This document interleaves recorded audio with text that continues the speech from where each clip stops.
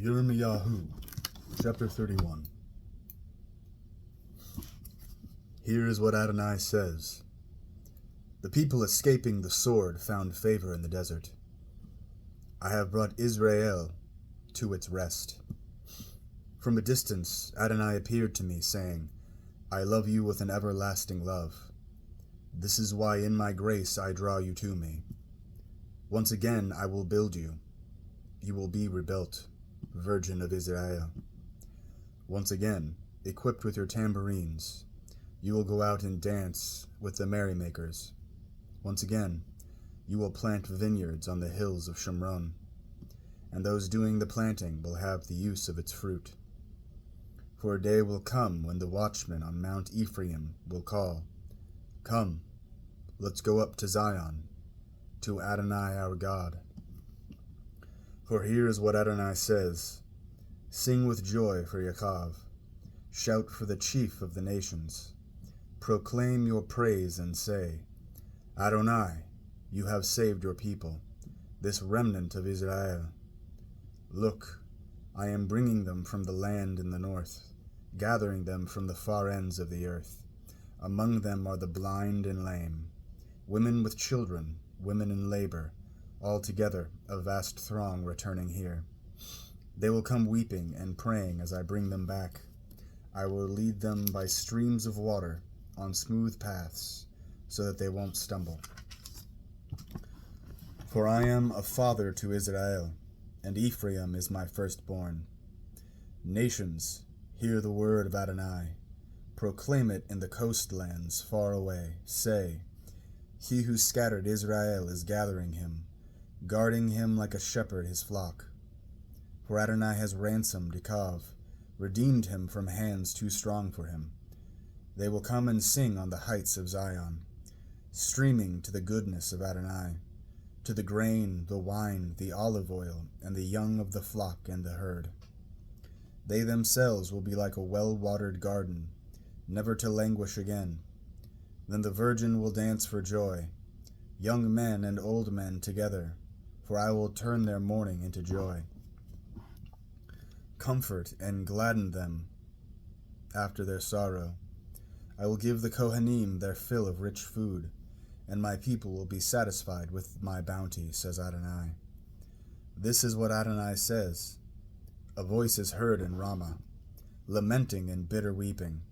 It is Rachel weeping for her children, refusing to be comforted for her children, because they are no longer alive. And this is what Adonai says.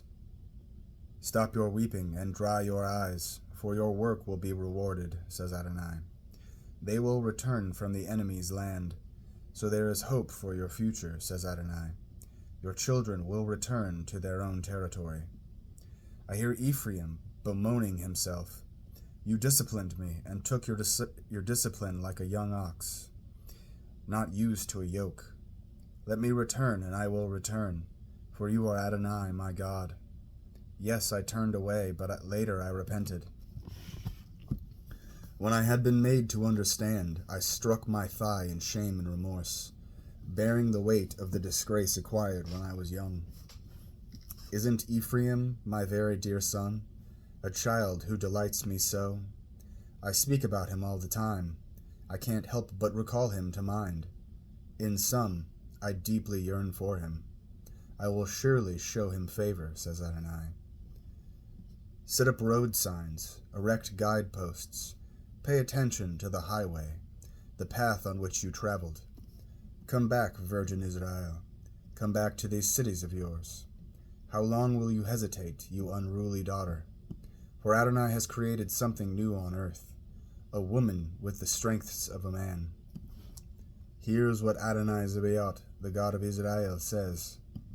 This expression will be used again in the land of Yehuda and its cities after I have returned their exiles.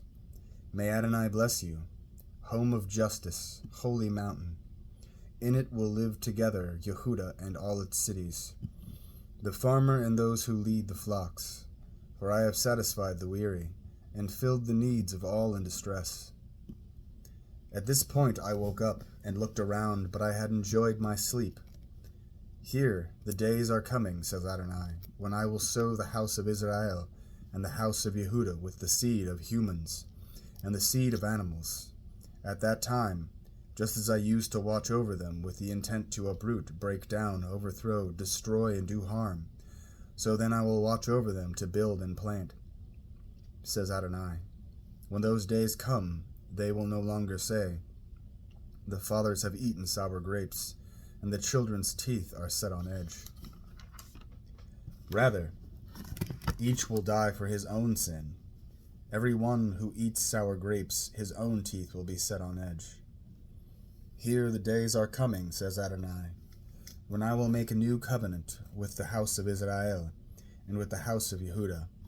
It will not be like the covenant I made with their fathers on the day I took them by their hand and brought them to the land of Egypt, because they, for their part, violated my covenant, even though I, for my part, was a husband to them, says Adonai. For this is the covenant I will make with the house of Israel after those days, says Adonai. I will put my Torah within them and write it on their hearts. I will be their God, and they will be my people. No longer will any of them teach his fellow community member or his brother, know Adonai, for all will know me, from the least of them to the greatest, because I will forgive their wickedness and remember their sins no more.